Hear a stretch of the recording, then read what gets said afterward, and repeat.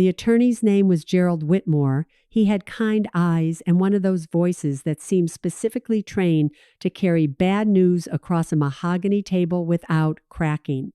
He'd been practicing estate law for 31 years. You could tell.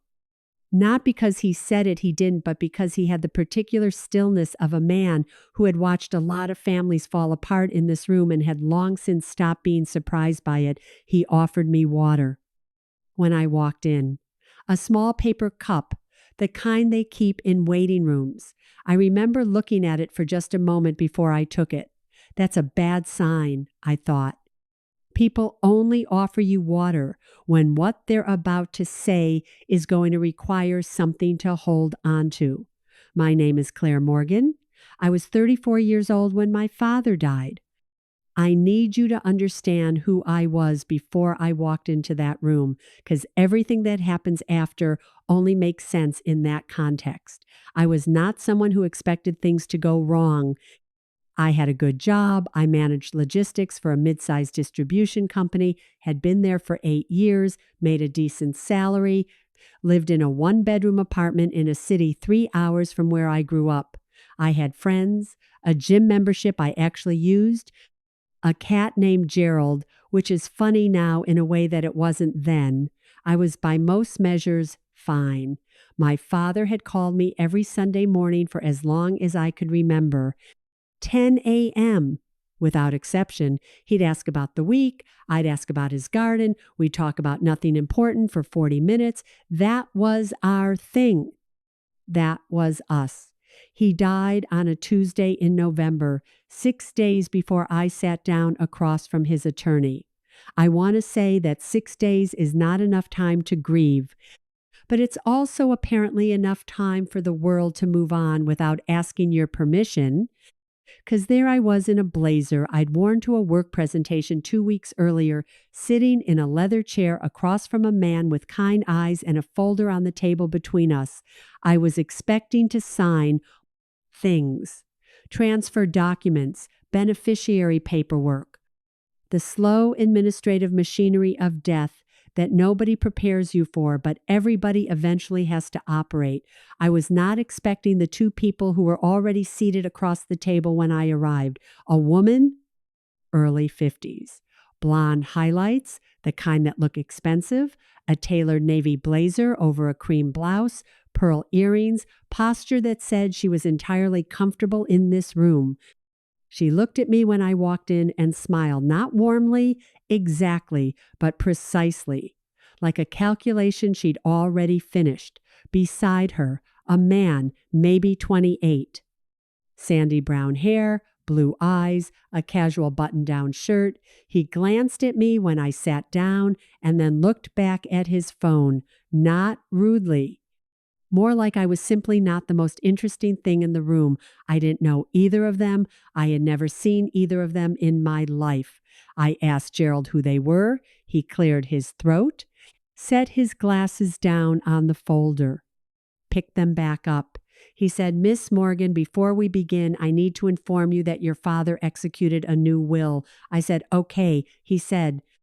The document was signed and notarized on November 14th at 11:47 p.m. My father died at 3:14 a.m. on November 15th. I said, "Okay," again. I kept saying okay because my brain had apparently decided that was the only appropriate response to information it refused to process.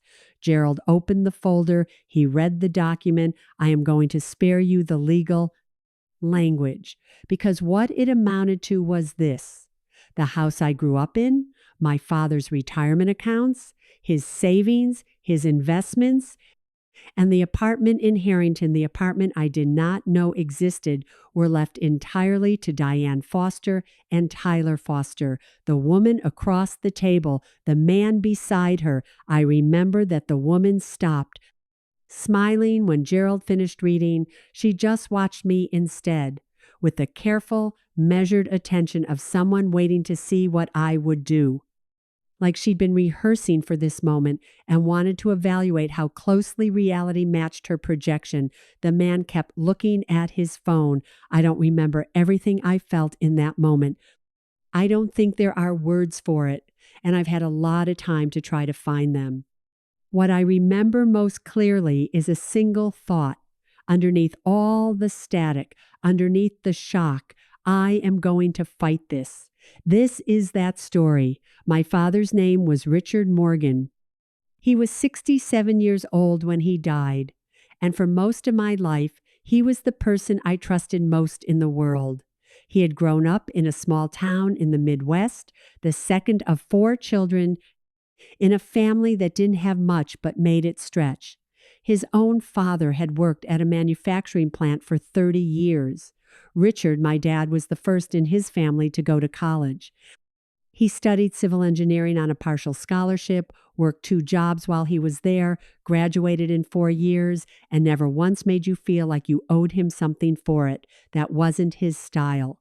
He met my mother, Patricia, in his 2nd year of working for the county. She was a school librarian. They got married in a courthouse on a Wednesday because they couldn't afford a proper venue and she didn't want to wait.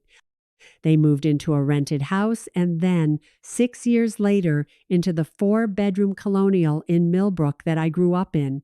He paid it off in 22 years instead of 30. He told me that like it was a minor detail, like everyone did that. He coached my soccer team from the time I was 7 until I was 12. He was not a great coach. He was the first to admit it, laughing, but he was there for every practice and every game, in a camp chair on the sideline with a thermos of coffee, regardless of the weather. When I was 9, I missed the shot that would have won our playoff game, and I cried the entire drive home, and he didn't try to tell me it didn't matter. He just let me cry. And then he pulled into a gas station and bought me a pack of gum and said, "Next season." That was him, not many words, but the right ones. My mother died in the fall of my 31st year. Ovarian cancer, diagnosed late, progressed fast, 9 months from diagnosis to the end. My dad sat with her through every treatment, every appointment, every night she couldn't sleep. He slept in the hospital recliner for her last 2 weeks. When she died, he held her hand and didn't let go for a long time. I watched him grieve. He stopped watching the shows they used to watch together. He cooked for one, and somehow the kitchen smelled wrong for months, or maybe that was just me. He kept fresh flowers on the table because she always had. He did that for a year and a half before he stopped. I always thought it was because the grief had eased. I understand now that there might have been another reason. We grew closer after she died. We talked every Sunday, 10 a.m., 40 minutes, every week without fail. I drove up to Millbrook at Christmas and for his birthday in April. When I had a hard week at work, he was the first person I called. When he had a health scare, a prostate thing, minor, but frightening, I was the first person he told. Or so I thought. The house in Millbrook was worth about $800,000 by the time he died. His retirement accounts held close to $400,000. He had an investment account, a savings account he called his rainy day fund, which turned out to contain $240,000. He had been careful with money the way his generation was, the way people who grew up without it tend to be. He had built something real, slowly, over the course of a life. And he had told me explicitly multiple times, in the kind of matter-of-fact way that made it feel like a given rather than a promise that it would all come to me. Not because I expected it. I had a salary. I had my own savings. I was not counting on an inheritance. But he wanted me to know I would be okay. That was his language for love, often making sure I knew I would be okay. The will he'd written 4 years earlier said exactly that. Gerald Whitmore had drafted it himself. Everything to Claire Morgan. It was simple. It was clear. It was the plan. Gerald Whitmore also notarized the new one. I'll get to that. My father was admitted to street. Michael's Medical Center on November 13th, a Thursday. The call came at 7:22 p.m. A nurse, she had a calm, practiced voice, the kind that doesn't rise or fall regardless of what she's saying, told me my father had arrived at the emergency room with chest pain and shortness of breath. She used the word serious. She told me I should come. I was 3 hours away. I left 40 minutes after the call. I packed a bag in the dark, not really looking at what I was putting in it. I remember I took 3 pairs of socks and forgot a phone charger. I drove on the highway with the radio off and didn't think about much except the road. When I arrived, a doctor met me in the corridor outside the cardiac ICU. He was young, which surprised me. I always expect the serious doctors to be older, and he spoke carefully, choosing each word with what seemed like genuine deliberateness. He said my father had experienced a significant cardiac event. He said the heart had sustained damage. He said the next 24 to 48 hours were critical. He said I could sit with him, but that my father would be sedated through the night. I stayed. I found the chair beside his bed, and I stayed in it. I held his hand, which felt the same as it always had, the same calluses in the same places, the same particular weight. The monitors beeped in a rhythm I slowly memorized. The lights in the ICU were never fully off, never fully bright, a kind of permanent fluorescent in between that makes it impossible to know what time it is. I talked to him. Someone told me once that even sedated patients can often hear, and whether or not that's true, I needed to believe it that night. I told him about work. I told him I'd come straight from the apartment, that I'd forgotten my charger, that Gerald the cat was being watched by my neighbor. I told him I needed him to stay. On November 14th, the second day, his condition had stabilized enough that they reduced the sedation in the early afternoon. He was groggy, not quite himself, but present. We talked for maybe 40 minutes. His voice was slow, but his eyes were clear, and he held my hand, and he said my name the way he always said it, 2 syllables, the second one slightly softer, and he told me he loved me.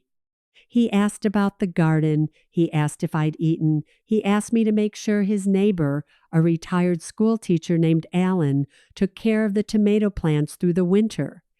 He was very specific about the tomato plants. By evening, his condition had worsened again. The medical team increased his sedation at 7:15 p.m.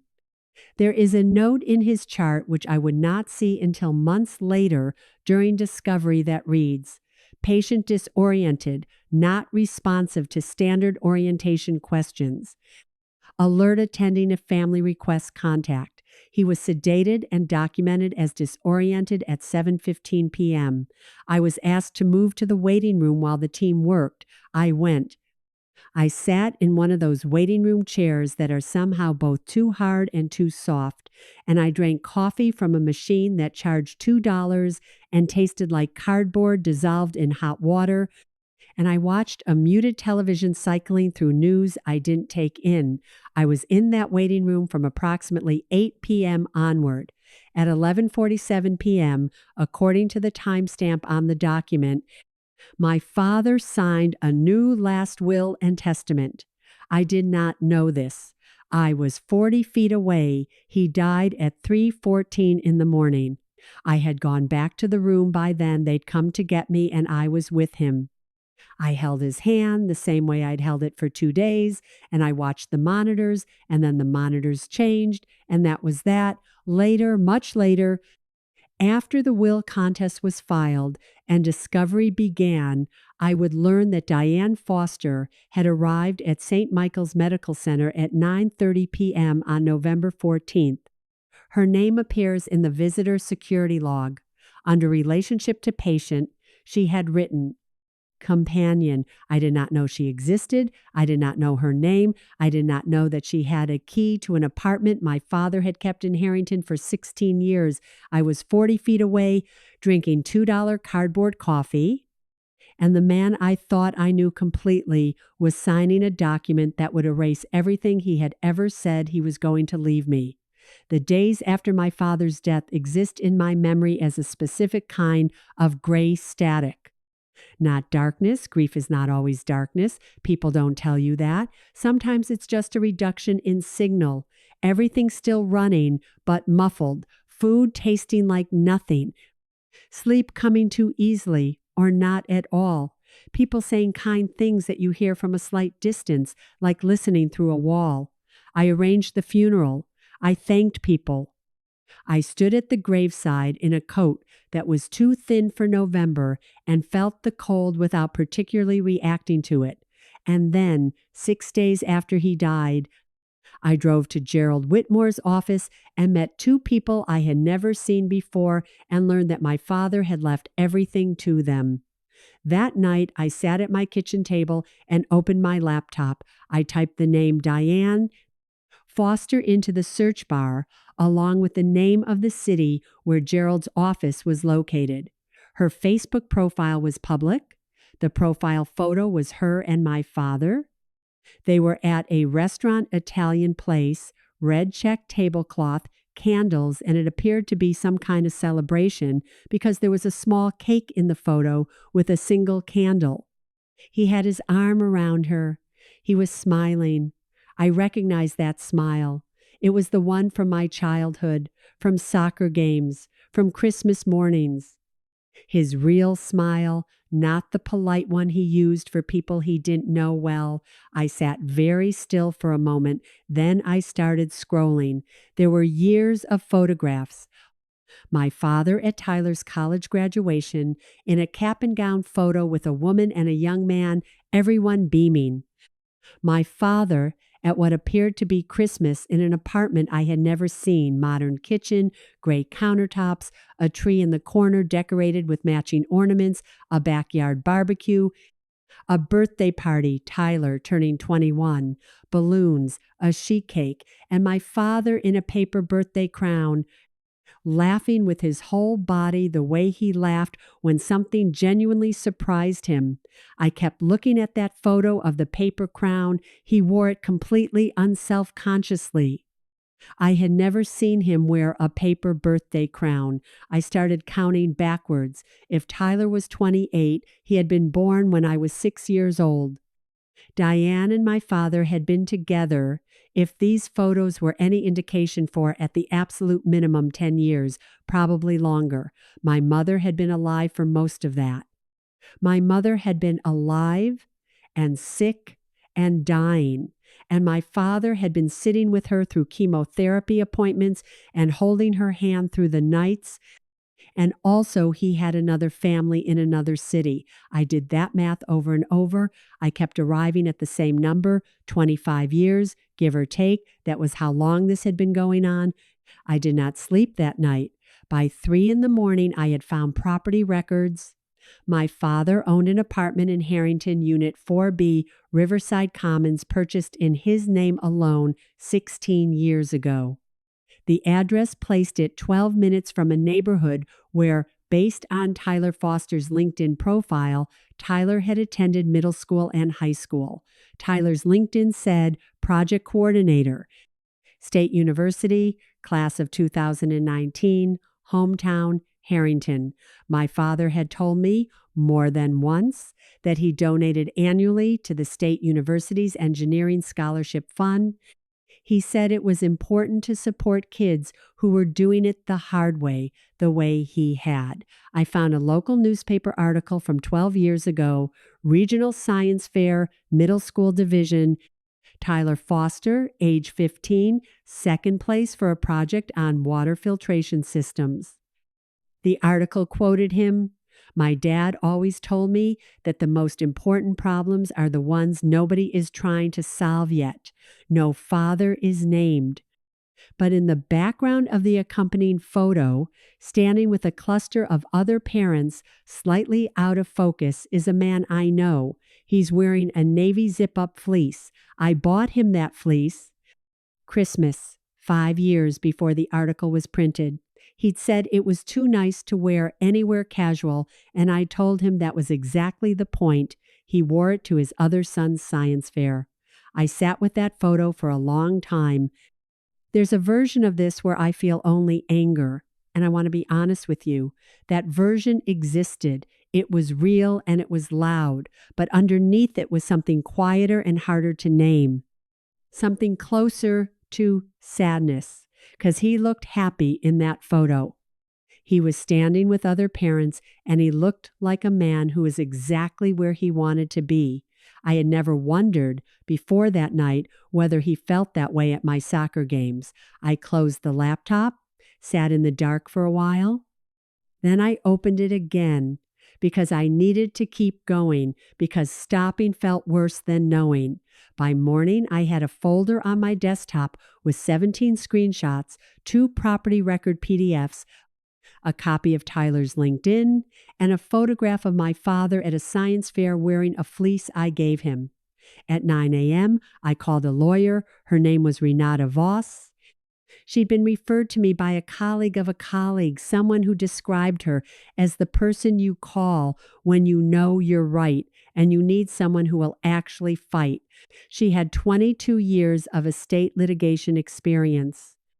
Her office was on the 12th floor of a building downtown, and she shook my hand when I came in with the grip of someone who meant it. I sat down across from her and told her everything, the will reading, the timeline, Diane at the hospital at 9:30 p.m., the will signed at 11:47, my father's death at 3:14 a.m., the sedation note at 7:15, the Facebook photographs, the apartment, Tyler, the science fair. She listened without interrupting. She made notes on a yellow legal pad in handwriting I couldn't read upside down. When I finished, she was quiet for a long moment. Then she said, "Tell me more about the sedation timing." Specifically, what the chart said about his orientation level before the will was signed. That was the moment I understood we had something. We filed formally to contest the will on 2 grounds. The first was lack of testamentary capacity, the legal standard that requires a person signing a will to understand what they own, who their natural heirs are, and what they're signing. The second was undue influence, the claim that someone had used my father's weakened, vulnerable state to pressure him into signing a document he would not have signed under ordinary circumstances. Diane's attorney, a man named Hartley, confident in a way that read as experience, argued that my father had been alert, that the signing had been witnessed, and that a licensed notary had been present. He argued that my father was a competent adult who had the legal right to change his will at any point he chose, including in a hospital bed. She was not wrong about the right. She was wrong about the competence. We requested the complete hospital records. All of them, nursing notes, physician orders, medication administration logs, pharmacy records, every clinical entry from admission to time of death. It took 3 weeks to get them. During that time, Hartley filed 2 motions to slow the discovery process. The judge denied both. What those records showed, my father had been administered a sedative at 7:15 p.m. The nursing notes from 8:45 p.m. included this entry: patient disoriented, unable to correctly identify date, location, or treating physician, not responding meaningfully to orientation questions, alert attending if family requests patient contact, 11:47 p.m., will sign. Renata brought in a forensic neurologist, Dr. Paul Cherian, who had testified in over 40 contested will cases. He reviewed the complete medical record, the medication administration log, the nursing notes, and the documented clinical picture. His opinion, delivered with the careful precision of someone who understood he would be cross-examined, given the medication administered, the documented cognitive state, and the hour at which the document was executed. It was his professional judgment that Richard Morgan lacked the testamentary capacity to sign a valid legal document on the night in question. Then came discovery. Diane's attorney's team produced documents and communications as required. In that production, almost buried, I think they may not have fully understood what they were handing us, was a text message sent from Diane Foster's phone to Tyler Foster's phone at 9:12 p.m. on November 14th. 8 minutes before Diane signed into the hospital security log, the message read, "He's going to sign tonight. Be ready." 5 words that changed everything. But that wasn't all we found. The notary who appeared in my father's hospital room at 11:47 p.m., the person who witnessed and authenticated the signing of the new will, her name was Sandra Krebs. She held a valid notary commission registered to a business address in Harrington, the same zip code as Diane Foster's home address. Her Facebook profile, also public, showed that she and Diane had attended the same high school, class of 1,990. They had tagged each other in a reunion photo 4 years ago, Diane's cousin, in my father's hospital room. At 11:47 p.m., Hartley had told the court this was a legitimate, independent notarization. He had not known we were going to find Sandra Krebs's Facebook page. The trial lasted 4 days. I want to tell you about all of it, but what I remember most vividly are specific moments, images, sentences. The particular quality of silence in a courtroom when something important has just been said. Day 1. Renata presented the medical evidence methodically and without drama, which I had come to understand was her style. She didn't perform. She simply laid things down in front of the jury, one after another, and let the accumulation do the work. She called Dr. Cherian first. He explained, in language that was technical but not inaccessible, what the medication administered at 7:15 p.m. would do to an adult patient over the following hours. He explained what the nursing notes meant. He explained the clinical criteria for testamentary capacity and why, in his expert opinion, my father did not meet those criteria at 11:47 p.m. Hartley cross-examined him for 2 hours. He challenged his methodology, his qualifications, his interpretation of the nursing notes. He suggested that patients respond differently to sedation and that it was impossible to state definitively that my father had been incapacitated. Dr. Cherian listened to every question and answered each one with the same steady authority. He did not change his opinion. Day 2, a nurse named Margaret Alowu took the stand. She had been on duty the night my father died. She remembered Diane. She said she had a way of standing that made you notice her, very straight, very still, like she was waiting for something specific. Margaret had been at the nurse's station when Diane arrived and asked to be taken to my father's room. Margaret told her that the patient had been sedated and was documented as disoriented. Diane had said she was authorized. She had pointed to her name on the visitor log. Margaret had checked it, confirmed the name, and allowed her to proceed to the room. Renata asked, "Did you know a notary was coming?" Margaret said, "No." Renata asked, "Did you know a will was being signed?" Margaret said, "No." Renata asked, "If you had known, what would you have done?" Margaret was quiet for a moment. Then she said, "I would have stopped it." Hartley objected that this was speculative. The judge sustained him, but the jury had heard it. You can't unhear something like that. Day 3, Diane took the stand. She was composed, immaculate. Actually, a different navy blazer than the one from the will reading, same pearl earrings, same precise posture. She answered Hartley's questions in a clear, measured voice. She described her relationship with my father as a loving partnership. She said she had been with him for 23 years. She said he was the most important person in her life. Then Renata stood up. She asked about the text message. Renata read it aloud slowly, the way she read everything. "He's going to sign tonight. Be ready." She asked Diane to explain what she had meant. Diane said it referred to something else. Renata asked her to be specific. Diane said she couldn't recall exactly. Renata asked her, in the 12 months prior to November 14th, how many text messages had you sent containing the phrase he's going to sign? Hartley objected. The judge looked at Renata. Renata explained the relevance. The judge allowed the question. Diane said she didn't know. Renata introduced Sandra Krebs. She laid out the relationship, the shared high school, the reunion photo, the overlapping address. She asked Diane if Sandra Krebs was her cousin. Diane said they were distantly related. Renata asked, did you arrange for Sandra Krebs to be present at the hospital that night? Diane paused for a long moment.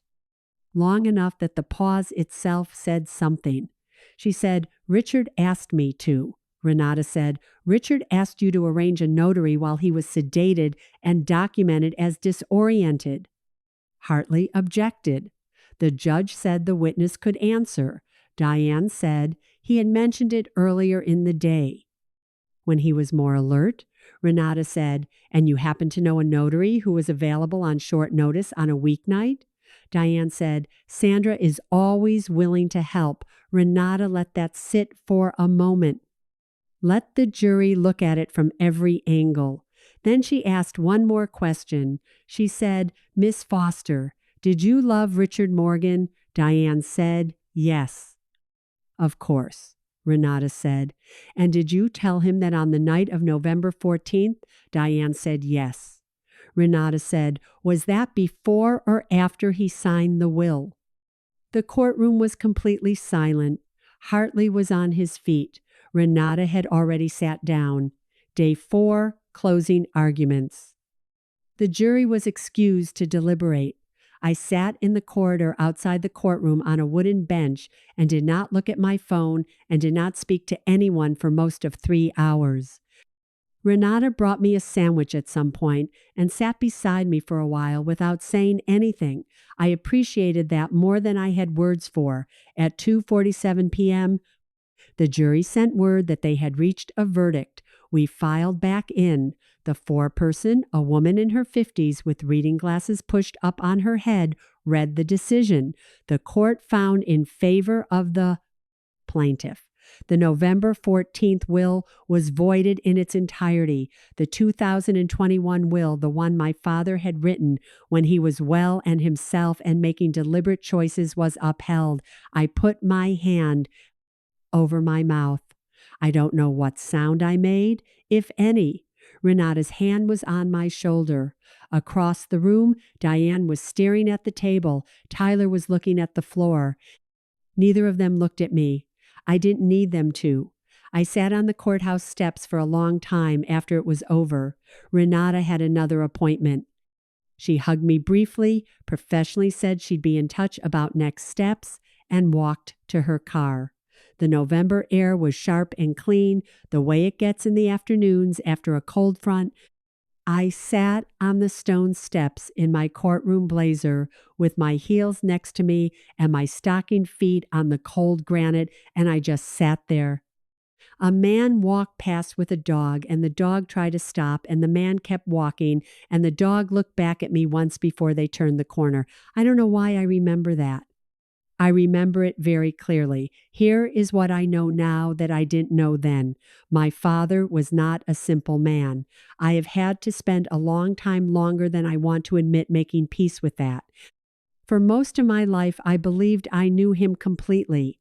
I knew his coffee order and his opinions about professional baseball and the particular way he laughed when something surprised him. I knew which sweater he'd reach for on a cold day and what he worried about at night when he couldn't sleep. I thought that knowing those things meant I knew him. It turns out there are people you can love completely and still not know completely. I don't know if that's comforting or devastating. Maybe it's both. Maybe it doesn't have to be only one thing. My father made a choice, or a series of choices, over 25 years. He built a second life in a city 40 miles from our home, and he maintained both lives with what must have been an extraordinary amount of deliberate effort. He coached my soccer games and attended Tyler's science fairs. He held my mother's hand through chemotherapy and spent Christmases in an apartment with gray countertops and a matching ornament tree. I have asked myself many times whether he loved Diane, whether he loved Tyler, whether those feelings were real, even if the situation was wrong. I don't have answers. I'm not sure I need them anymore. What I know is this. On the last night of my father's life, while I was 40 feet away in a waiting room drinking bad coffee and believing he was sedated and resting, someone arrived at the hospital with a notary she had personally arranged. Someone went to his room.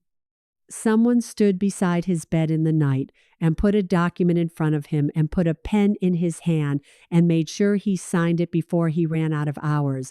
And I know that I spent 8 months and every dollar I had saved for something else, making sure that document meant nothing. The house in Millbrook is mine now, his accounts, his rainy day fund.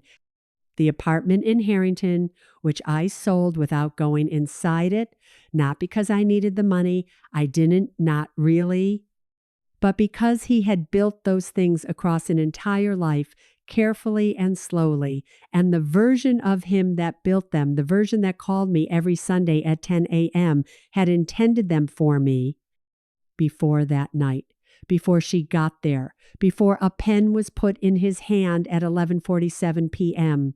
There are things I wish I had asked him when I had the chance. Not about Diane, not about Tyler. I'm not sure I would have wanted those answers from him directly, but smaller things. Whether the Sunday calls were as important to him as they were to me, whether he ever thought about telling me, whether he was afraid of what I would think of him if I knew, I'll never have those answers. That's one of the things grief does to you that nobody warns you about, not the big obvious losses, but the questions that close behind the person when they go. I kept the Sunday mornings. I still make coffee at 10 a.m. I sit with it. Sometimes I talk out loud to nothing in particular, which I am choosing not to be embarrassed about. I kept the tomato plants too. Drove up to Millbrook and talked to Alan, the neighbor, who cried when he saw me and apologized for crying. I told him it was fine. We stood in my father's garden for a while and didn't say much, and that was exactly right. The cat is still named Gerald. I thought about changing it after the will reading. I didn't. I don't always know what to do with the quiet, but I'm learning to be in it without needing it to be something else. If this story stayed with you, leave a comment. Tell me what you would have done. Fireside Stories, new episodes 3 to 4 times each week. I'll see you at the next one.